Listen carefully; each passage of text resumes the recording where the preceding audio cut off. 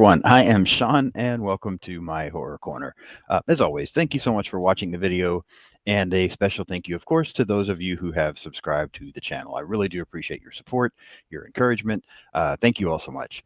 Today, we're going to be starting something that I've been talking about for quite some time, just to do randomly. Won't be every Saturday, but periodically on Saturdays, and that is talking about what is probably my favorite television show of all time. We're going to start talking about The Walking Dead and go through all 11 seasons of it. Um, Probably from there, go through the Fear the Walking Dead, the spinoff, and then even get into the other stuff, the Daryl Dixon series, Dead City. Um, Gosh, I just totally drew a blank on the name, the one with Rick and Michonne. Yeah, we'll get into all of it as we go along through this, but we're going to start today with the very first season of The Walking Dead. I'm looking forward to this. I know a lot of people got tired of The Walking Dead, thought it went on too long, and I'll admit the beginning seasons were better.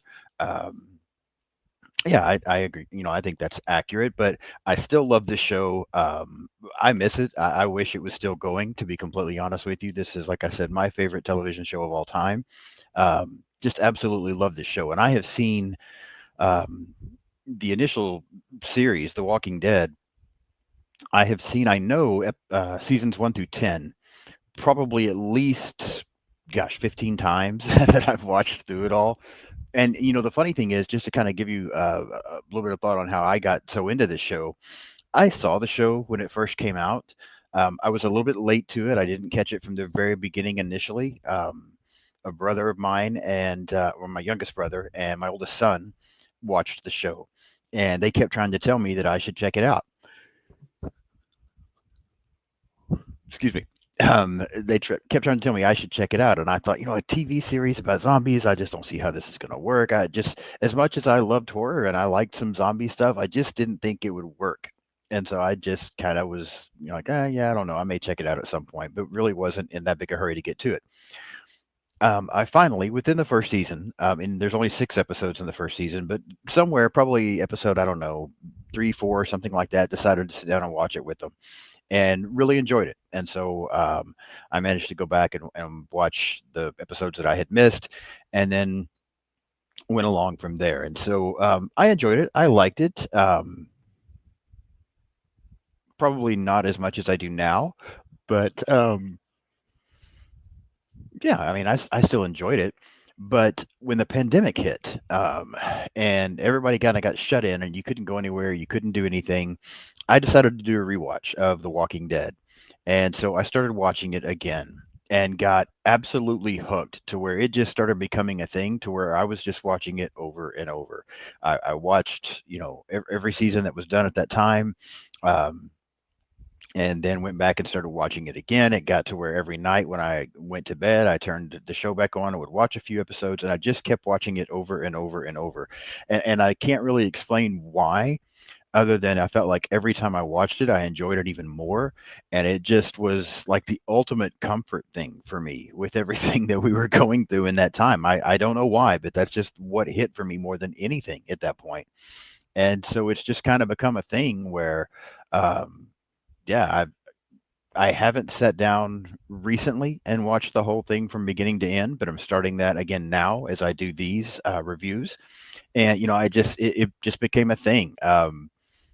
My 2 oldest boys gave me such a hard time about it at one point. Like, why are you watching this again? And we just had this joke going on between us where it was always, like I would tell them, like, hey, I found something new that you guys should be watching. And they're like, oh, yeah, what's that? Or like, there's a story about this guy who is a sheriff's deputy, and he gets shot and goes into a coma, and he wakes up in the zombie apocalypse. And they're like, Dad, you've watched this so many times. Like, it's not new. And I'm like, oh, yeah, it's new. It just came out. Like, it just became a joke between us all the time. Um, yeah, I remember my oldest son coming through, and I might be watching an episode, and he was like, "Are you watching this again?" And I'm like, "No, this is a new episode, but we're talking like episode, season 2, episode 4. It wasn't new." I just, it just kind of became a running joke between us. It was funny, but yeah, absolutely love this show. I've been talking about doing this for a while, and finally decided to get this started. So periodically on Saturdays, You have to excuse me. I'm so sorry. I've told you before. Every time I sit down to record, I feel like I start yawning. Insomnia kicks my ass. I don't sleep much, and so then I get sat down and start trying to do something, and then the yawns hit me. So I apologize. I'm trying to drink coffee to fix the issue, but it's just not happening. So that being said, I'll do this a little bit different than what I do my regular episodes throughout the week. I'm not going to give a whole lot of behind the scenes stuff and, all of that kind of thing. We'll just do a few things to kind of get this started. And then I'm not going to go through, especially later on as we get into other seasons where there's so many more episodes. I won't go through every episode. But I'll just kind of point out some things throughout each season that I really enjoyed, things that maybe I liked, if there was anything I disliked, talk about that, but just kind of review the season in general. Now, with this first season, it's a little bit easier because there's only 6 episodes to kind of go through each one a little bit. And so that's how we're going to start this. And again, I haven't completely figured out a format for doing this yet because this is the first time I've done like a TV series, but we're just going to jump in, get it started, and see what happens. Yawning. I'm so feel so bad about it, but yeah, The Walking Dead season 1. It ran from October 31st, 2010 to December 5th of 2010. Like I said, 6 episodes. It's based on, of course, the comic book series by Robert Kirkman, Tony Moore, and Charlie Adlard. Um, the first season uses material from issues 1 through 6 of the comic book series. And the primary cast for season 1, several names here that I do want to mention: Andrew Lincoln, John Berthenol, sorry, I probably fucked that up. Sarah Wayne Gallies, Laurie Holden, Jeffrey DeMunn, Stephen Yun, Chandler Riggs, Norman Reedus, Irony Singleton, Melissa McBride, Lenny James, and Michael Rooker as your primary cast throughout this first season. So let's jump right in and get started with the first episode and the beginning of The Walking Dead. And let me just say right off the bat, I really like the opening to this entire series. With this opening, we get Rick Grimes, our primary character, through the majority of this. We see him walking. He's in his police uniform, and he's kind of walking around through this, looks like a gas station, but there's a lot of, we see just a bunch of abandoned cars. We see kind of some carnage, that kind of thing. And he's carrying a gas, he's driving his police car, but he gets out and he's walking and he's carrying a gas can. And so we quickly know that he's trying to get gas. He's looking for gas somewhere, but he can't seem to find anyone or any. But as he's walking around in this, he hears something behind him. He turns around and sees a little girl walking in an opposite direction. So he starts trying to talk to her to get her attention. And then when she turns around, um, we see that she's a zombie, and Rick is forced to then shoot her in the head. Um, I really like this opening because I felt like not only did it kind of set the stage for what we were going to be getting throughout this entire series, but I felt like it just went, balls to the wall right off the bat. Very seldom, I've talked about this before. I know other people have talked about this before. Very seldom do you see anything happen to children in in movies in general, but in horror movies, you just don't see a lot of that. It's starting to happen a little bit more, I think, nowadays, but especially back then, it just wasn't really a big thing. So for this series to start off with a little girl being a zombie and Rick having to shoot her in the head to kill her, it just lets you know right off the bat that we're going for it in this series. That nothing is sacred. We're going to attack everything. And so I did like this opening and liked where it goes. And then from there, we get an introduction to Rick and Shane. We've already briefly got an introduction to Rick, but we see Rick and Shane, who turns out to be Rick's partner and is also his best friend, as they are both sheriff's deputies in this county in Atlanta, or in Georgia. And we kind of just get a little bit, a moment. We can see they're at lunch and they're just talking about different things, but we just kind of get an introduction into their friendship. Kind of their camaraderie. I like that interaction as well. I think it's a good setup of a better introduction to Rick than what we got, just because we just kind of in the beginning see him, looking for gas and shooting the zombie. So, and I also like the introduction to Shane, which we're probably going to talk about Shane a lot in this episode, and probably even the next one when I review season 2, because Shane, in my opinion, is probably one of the more controversial characters from the Walking Dead franchise, because there's so many people that Yeah, I don't want to get ahead of myself. We're going to talk about Shane a lot. We'll just say it that way. But I really liked Shane. This introduction to him as well. I thought Rick seemed very cool. I thought Shane seemed very cool. I liked the interaction between them, as brief as it is. There, I thought it was a great introduction. And yeah, it was like, okay, I'm behind these two guys. I like them. And their lunch gets interrupted as they get. Sent on a call, and so they take off, and you know, they're them and some other police officers, sheriff's deputies, that kind of thing, are chasing this car. Um, they end up, you know, somewhat catching the people. The car wrecks. There's a big shootout, and Rick ends up getting shot and going into we find that he goes into a coma. From there is really where things start to pick up now, and we jump into The Walking Dead. The entire thing that was all just setting us up to get to where, you know, this was going to go with this. And so Rick wakes up from his coma. Um, we do see a couple of things in this that I think play big factors later on, and even influence to a certain degree my opinion of Shane.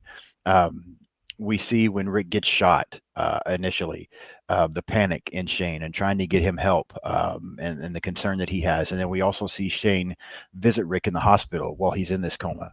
Um, so we're getting a little bit more of their, you know, I don't know, brotherhood, you might say, for lack of a better word. Um, but once Rick wakes up from this coma, initially he thinks Shane is there, and realizes he's not, and then, you know, Rick is now uh, basically just, you know, I don't really know the word to describe it. Almost in shock. He's trying to figure everything out because he's woken up, and as he's going around the hospital, you know, he's calling for nurses. No one's coming. He's wandering around the hospital and just seeing carnage everywhere, bodies and those type of things. Comes across a room, of course, that's all locked up and says, "Do not open. There's dead inside." He goes outside. We see bodies all over the place outside, and so Rick, obviously, you know, he's woken up in the zombie apocalypse. He doesn't realize that's what's going on yet, but you know, he's just he's alone, and all he sees anywhere is death. And he manages to uh, walk. I think he finds a bicycle at one point and rides, but gets back to his home, going in looking for his wife and son. And they're not there, and so, you know, he's continuing to freak out. You know, he's trying to decide: is he dreaming? Is this real? Like, what's happening? And you know, I think it's I think it's heartfelt. I think it's more strong character development for Rick. I will say that I can see anybody that's never watched The Walking Dead, and is, after all this time, decides to go back and give it a try. I can almost see how they would maybe find this first episode a little bit boring. I don't think it is. I think it's a fantastic episode as far as setting the stage for the things that are to come. But again, I've seen the whole thing, so I know, you know, where we're leading with this. So somebody that doesn't, and there's not a lot of action that takes place in this first episode, so I can see how someone might would think this first episode is a little bit boring. Um, I just, if you're one of those people and you decide to watch this, I encourage you not to give up, because it does get so much better. This first episode is just a lot of character development, and setting the scene for what is to come, basically. And you know, Rick, as he comes outside his house, he ends up from there we get introduced to Morgan and his son Dwayne. There's some interaction there. They're not sure. Well, Dwayne actually hits Rick with a shovel, knocks him out, and then they end up, you know, taking Rick to where they're staying, and initially tying him up to try to see if he's, you know, he's going to become a walker, or whether he's okay. And then once they realize he's okay, and you know, they let him free, they start discussing what's happening. Morgan's trying to explain to Rick what's happened in the world, and this zombie apocalypse that's going on, that he's the one that initially starts calling the zombies walkers. We hear him talk about his wife and how she also had turned, was bitten and had turned, and he just wasn't able to put her down. But, you know, just kind of the whole setup there is Morgan updates Rick on everything that's going on. And they end up heading back to the police station. Rick wants to go try to find his wife and son. Um, gets more guns, more ammunition, tries to convince Morgan and Dwayne to come with him. They choose not to at the time, but say maybe later. And so then Rick takes off to Atlanta to try to find his wife Lori and his son Carl. And in doing so, he ends up running out of gas, which takes us to why we had that opening. He ends up finding a horse and riding a horse into Atlanta. At one point, he sees a helicopter flying overhead, and then as he takes off to try to keep up with this helicopter, runs into a large horde of zombies, and they attack. They end up killing the horse. Pretty gross scene watching the zombies eat this horse. Rick is trying to get away. He's shooting zombies. He crawls under a tank that's there where the military had been, and then he ends up even crawling up into the tank, where now he's kind of stuck. And that first episode ends with Rick inside this tank, but then he hears a voice over the radio, and then that's where we jump into episode two. Episode two, though, picks up with we find out that Shane has Lori and Carl, that he has been basically saved them and trying to protect them, and is with another small group now outside of Atlanta in this camp. But we also discovered that Shane and Lori have began this sexual romantic relationship. And let me mention here, because I know there's a lot of people that have watched this show that I've heard talk about that hate Shane because of this. There's also people that hate Lori because of this. Let me say again, this is not getting ahead, not knowing what is to come, okay? But initially, I don't have a problem with this, and let me explain why. I don't condone cheating. In fact, that's sometimes watching, as someone who has been in more than one relationship where I was cheated upon. Sometimes cheating in movies and even television series and stuff like that almost triggers me. Like I can't stand it. All right, I really don't like that. However, I almost don't consider this cheating because they think Rick is dead. Lori is under the impression that her husband died. They are now facing this zombie apocalypse. It's the end of the world. Shane has stepped in and saved her and her son. And they're fighting every day to survive. And I think it's understandable that she might turn to Shane, who has basically been her savior, um, for comfort, and that this could develop on her end. On Shane's end, at the same time, he also thinks Rick is dead, and has taken it upon himself to do the right thing to save Lori and Carl, probably initially because of his friendship with Rick. And then along the way, again, with facing the zombie apocalypse, the end of the world, all the uncertainty, everything that's happening, he and Lori get involved. And I don't think that, honestly, either one of them are at fault here, under the idea that they believe Rick is dead and they're, again, facing the zombie apocalypse. Now, had it not been for the apocalypse, your best friend dies. Do you immediately hook up with his wife? Absolutely not. But I think all things considered here, under the circumstances, I'm not saying it's the best thing to do, but I'm saying I feel like it's somewhat understandable under the circumstances that this would happen. So we find out that Shane and Lori are in this, and that they've developed this relationship. And then we get back to Rick, who is trapped inside this tank. But we find out that he is speaking with Glenn, who would become a major character in this franchise. And Glenn helps Rick escape from this camp. Glenn is on a roof and kind of see what's going on. Kind of advises Rick of an escape plan, helps Rick get away, and then Rick and Glenn meet up, and Glenn takes him to meet the rest of the people that he is there with, scavenging, looking for supplies, basically explaining that they have a group.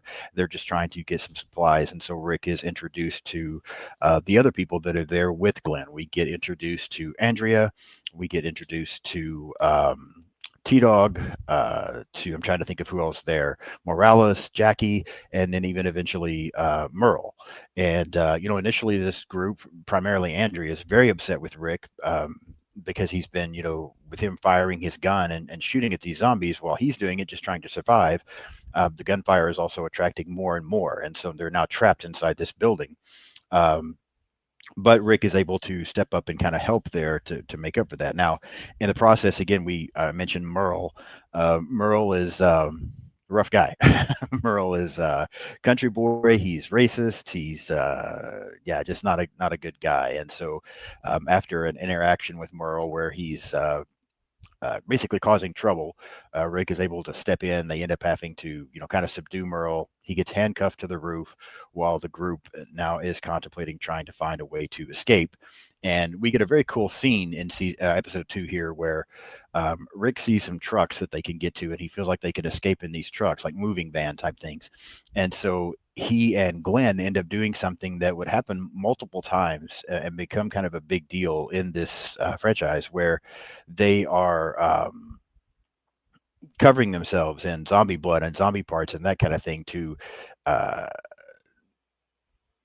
make themselves appear to be zombies, so that the smell, they could walk amongst the walkers, and because they smelled like the dead, they would be left alone. Initially, this seems to work, but it starts raining and washing this stuff off Rick and Glenn. Um, they end up getting chased. They do manage to survive and get through all of this, and get vehicles, get the rest of the group, and head back to camp.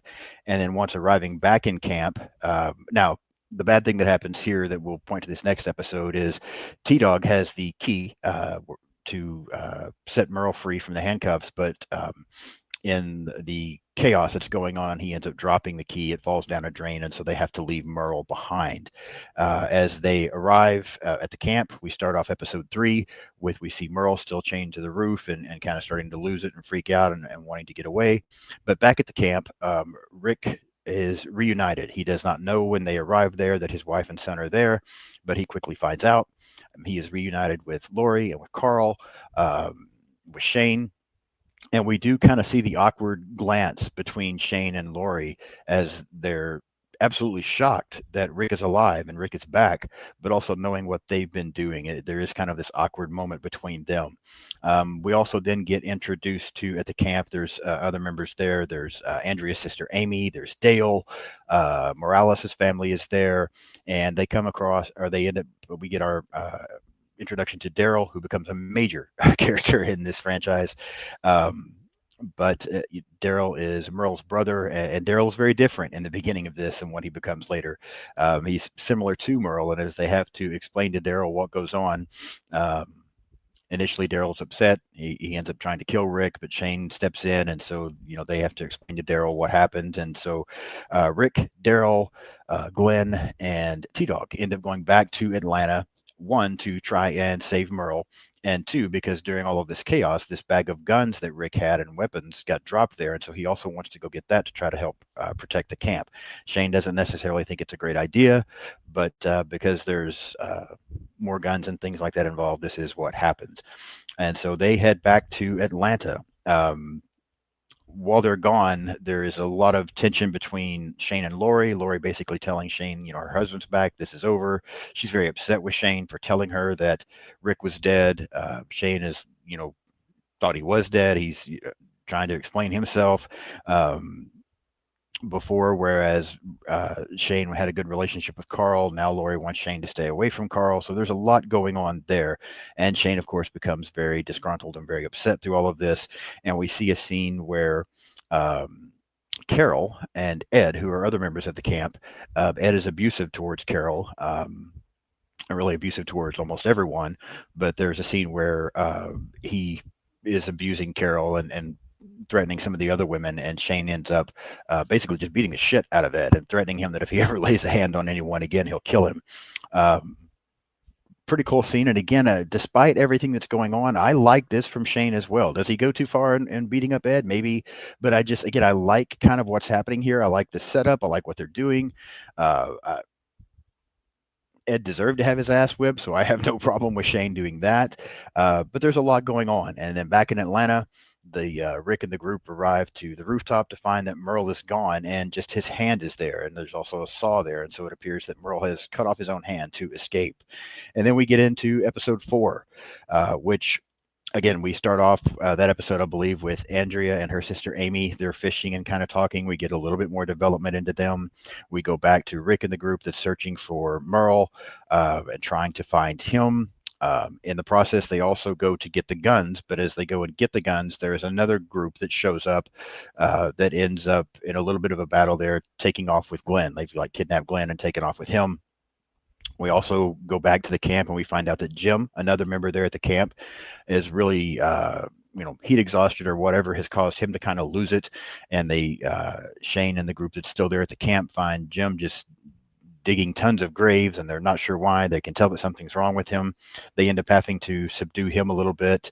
Um, we just kind of keep going back and forth from this interaction to back there at the where Rick and his group are looking for Merle.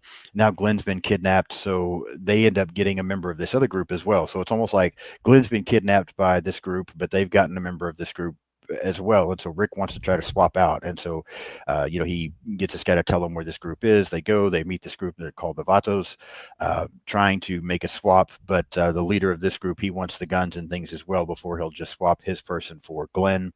Back at the camp, uh, they're having dinner, things are going on, but the walkers end up showing up at the camp. We see Ed get bitten.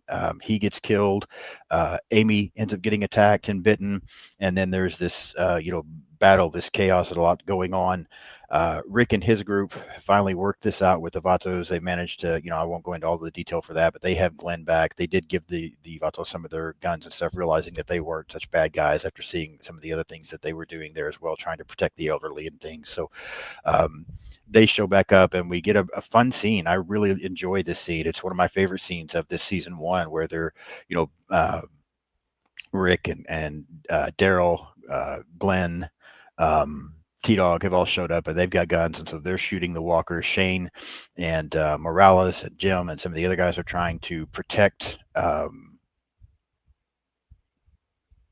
I was trying to remember if I forgot something. They're trying to protect the people that are there in the camp, and there's a lot going on, but in the process now we lose Ed and Amy. They both die, and even though they're able to get rid of the walkers that have attacked the camp, it's definitely caused a lot of chaos and left a lot of destruction there.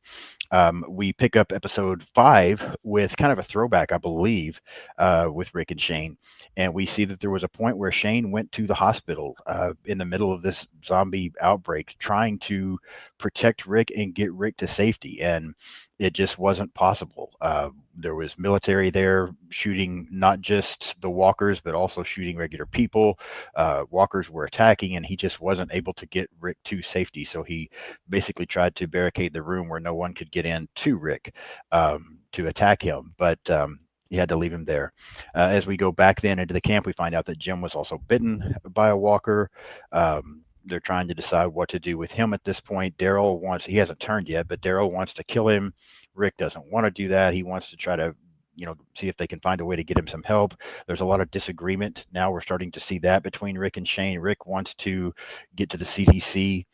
He feels like maybe if anybody, if there was any place safe and any place that could, maybe they could find out if there was a cure for this to try to get to try to get Jim some help.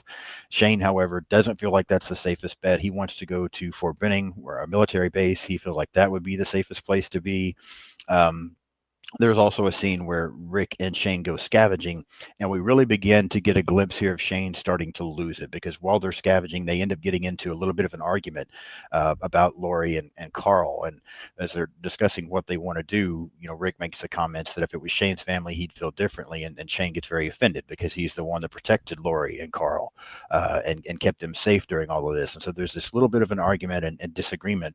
In the middle of that, though, they hear something, and as they kind of separate to find out what they heard, we get a scene where Shane's pointing his gun at Rick, and you think that maybe Shane is going to kill Rick, but Dale, ends up popping up, kind of distracts Shane. Shane plays it off like he didn't see what was going on, but you get the first glimpse. Then you're wondering, wow, after everything that's happened, after trying to protect Rick, after trying, the camaraderie that they shared, would Shane have killed Rick to be able to keep his relationship with Lori going? Maybe, at that point, you don't know everything that's going to happen. So maybe, but it does start to give you the hint there of Shane beginning to lose it. They do end up finally agreeing to head towards the CDC, but Morales, another member of the group, he and his family are not going to go. They're going to go try to find their family. So they end up separating while the rest of the group heads to the CDC. Along the way, Jim, who has been bitten, continues to get worse. He feels like he's about to turn, and so they end up having to let Jim go. They end up tying him to a tree, or actually, I'm sorry, they don't tie him to the tree, but they put him there near a tree, and so that he doesn't turn. That's what he wants. He wants to be left there so that he doesn't turn and attack the rest of the group. And so, even though it's a little frustrating for all of them and painful for all of them, they end up leaving Jim and heading on to the CDC. At the CDC, we meet Dr. Jenner, the only scientist left there at the CDC. We kind of get a little bit of an introduction to him by himself as he's talking about what's going on, and basically we find out that Jenner is planning on that with there is no cure, nothing good is happening, and he feels like eventually he will probably end up dying as well. So he's basically planning to commit suicide. But that's when Rick and the group show up outside of the CDC. Initially, it doesn't look like there's anyone there. They can't get in, and walkers are starting to show up. But Rick sees a camera and kind of sees the camera move, so he knows there's someone inside watching him. The rest of the group feels like Rick is, just overly desperate and they've got to get out of there. But Jenner does end up opening the doors and letting them in as we end that episode. And then we go into the final episode, episode 6. And we again start off, I think we start off with another Shane and Rick flashback. I can't remember 100% there, but we get a little bit more on them at the CDC. Jenner basically ends up, to start with, everyone's happy, it's safe, they're getting to eat, they have air conditioning, they have places to sleep, like they feel like they're finally safe. They also do a lot of drinking, but then we get another issue with Shane, as at this point now Shane is drunk, and as the group starts to kind of dismantle and go to their own rooms to get some rest, Rick is talking with Dr. Jenner, and Shane comes in wanting to talk to Lori, and as the conversation doesn't go well, Shane kind of attacks Lori, and we get the impression that Shane was going to rape her before she scratches him, and he kind of snaps out of it and comes to. So again, a little more negativity onto Shane now, where we can really see that he is starting to lose it through all of this. Later, the group does all meet up with Dr. Jenner, and Jenner begins to explain this whole thing to them, that this virus that's going around, that the body dies, but the brain rejuvenates, and these things come back, but these corpses come back, but they come back with no, their brain's alive, but they don't have any, human traits about them. They're just attacking and eating. They also discover that Jenner, that the plan now is, because he's the only one left in the CDC, and everything seems to be over, and Jenner feels like there's no hope for humanity. The CDC is set to explode. It's going to blow up. And Jenner tries to explain to everyone that this is really what's best for everyone there, because you won't have to go through the torment. You won't have to worry about getting bitten and eaten and go through everything that what these people have already been through, that this will be very quick, be very painless, and they'll all be done. Rick and the majority of the group does not want this. Initially, it doesn't look like they're going to be able to persuade Jenner or get out, but they finally do persuade him to let them go. However, Jackie from the group decides to stay behind. She doesn't want to go through what Jim went through or what Amy went through or other members in the group, and so she decides to stay behind.